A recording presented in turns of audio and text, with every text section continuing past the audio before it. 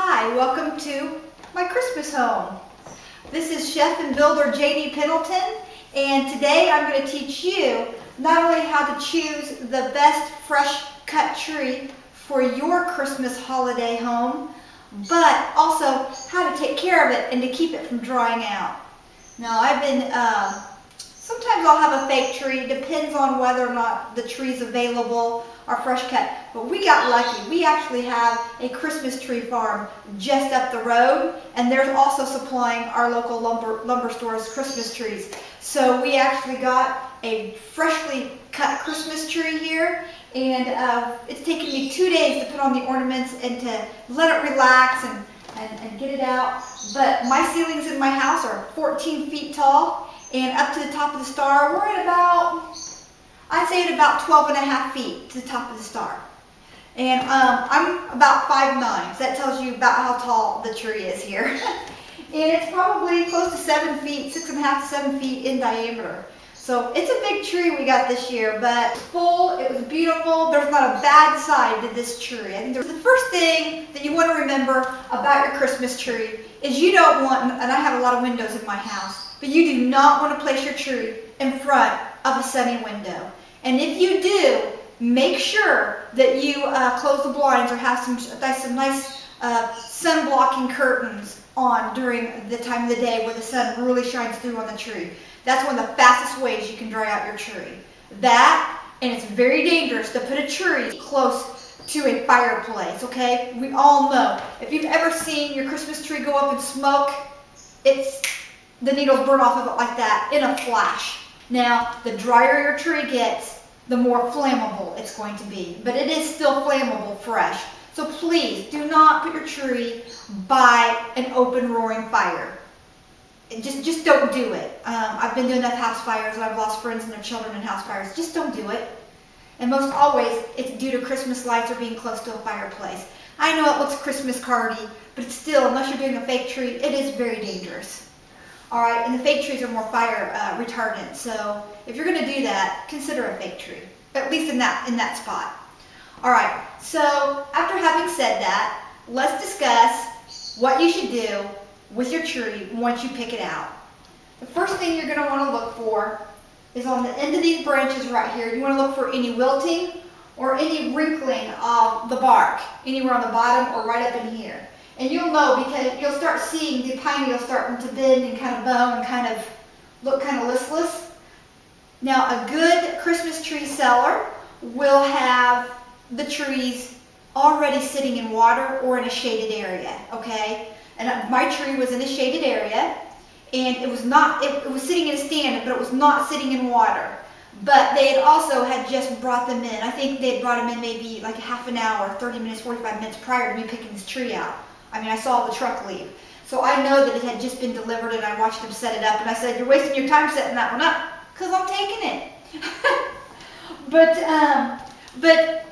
you want to be sure and put your tree in water right away. And the reason for this is because you'll get a resin or a sap that will fill in the bottom of your tree. So when you get your tree home, if you didn't freshly cut it down yourself with a saw and you didn't bring it right into the house, or if you're planning on storing it out in the garage in a cool place, which is where you should store it, in a cool, dark place until you're ready to bring it into the house, and of course you want to do that in a certain recommended amount of time within a week or two, then you bring it in, you decorate it, but you want to make sure that if you haven't got a freshly cut bottom off your tree, to at least take off a ½ inch to an inch. Okay, go ahead and get that cut off. That's very important. Because the bottom of the tree will develop a resin or a sap. Okay, and that will keep, that resin, they use that on boats, a tree sap resin, and that will definitely keep the tree from absorbing water. So you want to get this into water and keep it drinking before it protects itself, and it starts the healing process of putting that resin over the top of its wound, which is the cut end. Now, underneath my tree, I have this tree skirt on, but underneath the tree skirt, I actually have a 1-gallon tank holder for my Christmas tree. Now, you want at least a ½ to 1 gallon holder, depending on the size of the tree. This tree is a pretty good sized tree. I have to fill it up about every 4 or 5 days. So check your water every other day to daily if you have to. Now again, you don't want to put this near a heat source, and you don't want to put it near a radiator, and you don't want to sit it in a sunny window. And that's why I've got my tree, isn't it beautiful, sitting in the middle of the room. Now, the types of trees.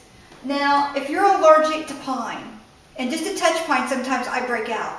But if you have allergies, then I would suggest going a different route. I would go with some sort of a conifer of some sort, okay? I would stay away from the pines and the fir trees altogether. I'm actually allergic to poplar, but not to pine.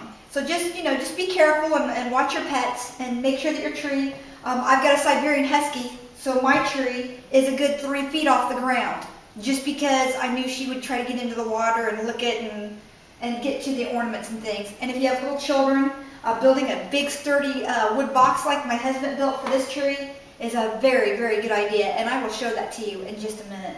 This actually had stone come in it for the room edition, and my husband just remade it. But you always, no matter how you decorate your tree, you always want to add little pictures of your family and your children when they were little. You try to keep it personal. Don't get so fancy that you forget to get personal, because this is the holidays.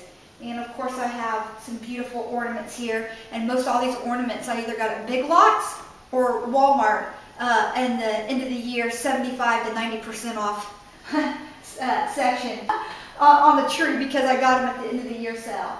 So look for the end of the year sales on ornaments and things. And some of these things, like the little angels, friends from the neighborhood and stuff, have made them for me. I've got some crystals on here. I've started to collect some crystals. But the best tree, and you can see this tree, see how the ornaments really weighed this down?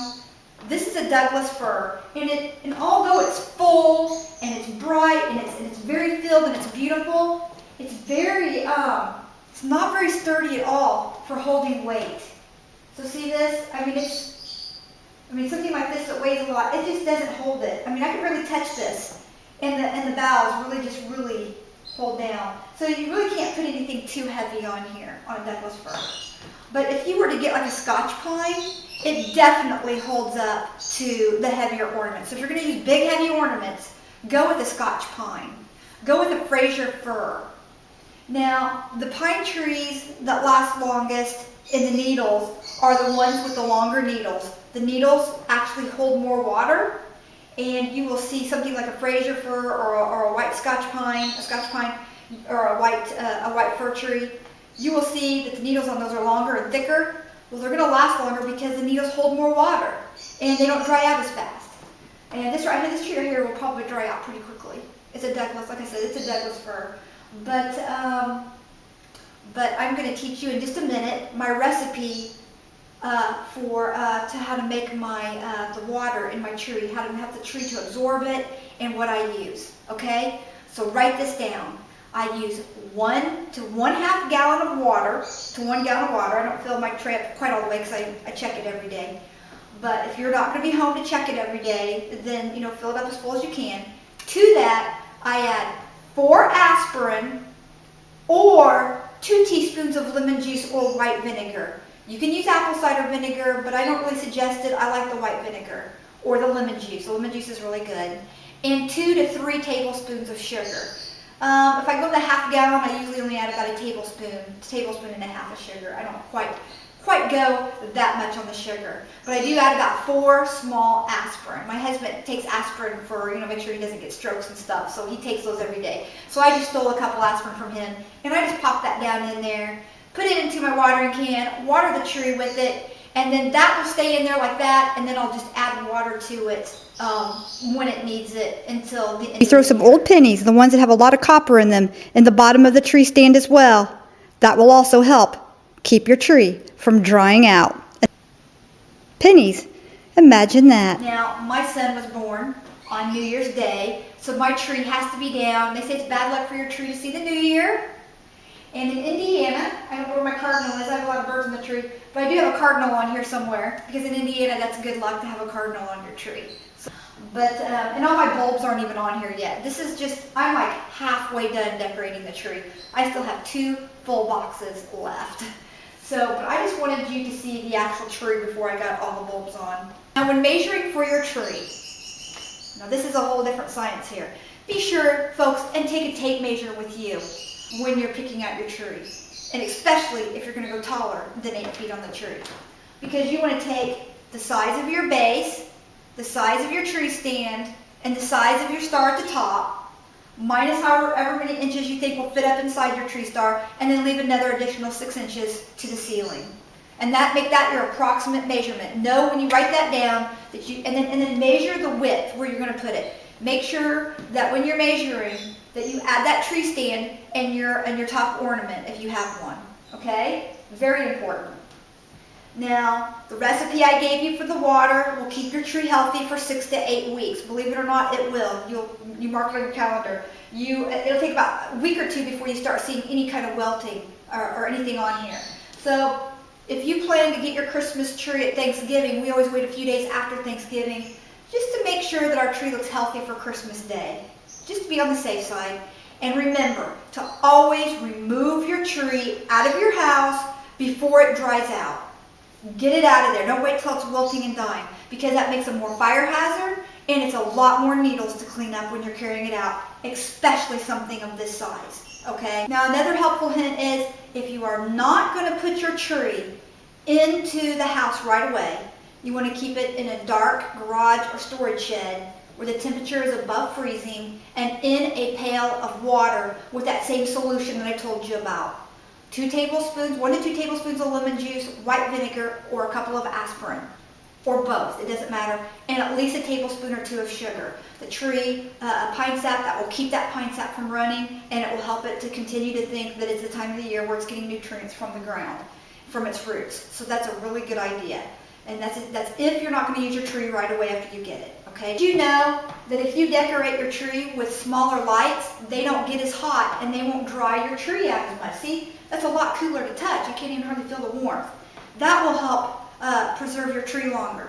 Also, keep your tree away from a flowing air vent or heat source or a radiator. That will help keep your tree fresher longer.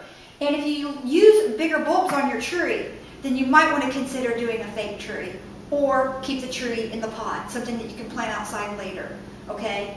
And in our instance, I went with a smaller bulb, not only because I like them, they're more twinkly looking to me, but because it'll help keep my tree fresher longer, okay? So that's just another tip. Now, you should be able to keep your tree, like I said, for 6 to 8 weeks, following my advice, and like I said, you know, I'm old enough to tell you that this has worked for me. So from experience, not from advertising, because I'm not a tree salesman, I'm telling you that this works for me. This has worked for us, okay? For another tip, when we bound our tree and shoved it through, this was almost didn't fit through the tree net machine, you know, the little round thing with the tree netting on it. Wonderful invention, by the way.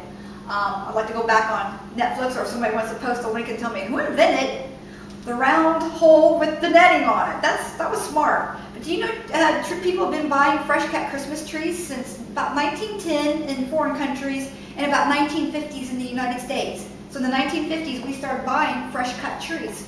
So there's a little tidbit for you that you might not have known. Now I'm going to post a picture here. And that was a picture of my husband straightening the tree. We straightened it with the netting on. That gives you the full line. It doesn't matter how the branches look. It's that top peak and with the netting on and getting that straight. So you're going to need 2 people probably for that if the tree is this big. And you're going to want somebody to just kind of stand off and run around kind of in the perimeter, and then while the other person is adjusting it, and then have them run in and then screw it, and then kind of keep that person up on the ladder giving it the tilt. But you want to straighten this with the netting on. And we got a perfectly straight tree doing it that way. So, all right, when you get your tree home and you get the netting off, then what you want it to do is you want to let it relax for a couple of hours. This was so big, we let it relax overnight before we put the lights on. But a smaller tree would probably take about 2 or 3 hours to let it relax. Then I went underneath here and I trimmed off all the bottom branches, and I trimmed all the branches that were sticking out. And I kept them, okay? These make for great holiday decorations. And I'm going to show you that picture of what I made into my boughs here.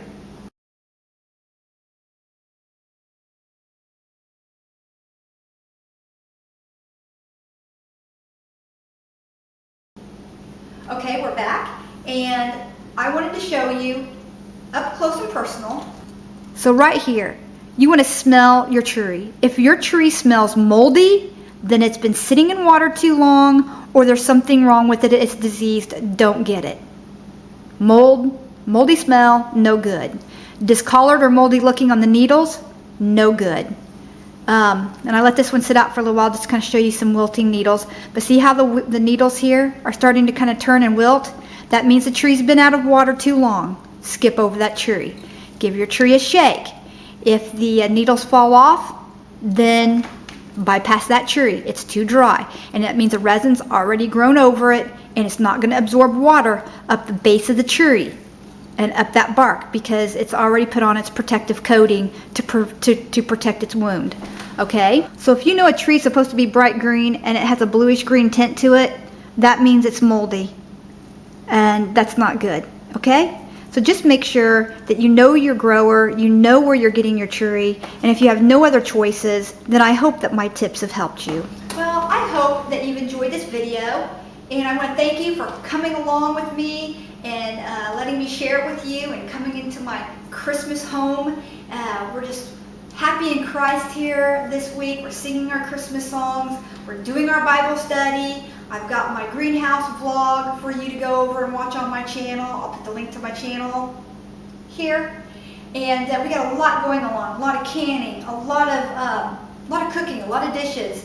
And you know, we're just staying in Christ, and we're just trying to get out there, and we're trying to spread the word of Christ while also trying to help you cook up a new dish in the kitchen, trying to help you get your room addition completed. I've got a lot of fan mail on the room addition. I did post that video on my channel yesterday to give you an update on the room addition. We got the fireplace in, we've got the walls painted, we just need trim on the windows and doors, and I even got my flooring in there, and it's sitting in the room. Try to keep your house at a cooler temperature if you can. This will really help keep your tree alive and happy and serving you during the Christmas holidays. We wish you a Merry Christmas and a beautiful, blessed, happy New Year. Da, da, da, da.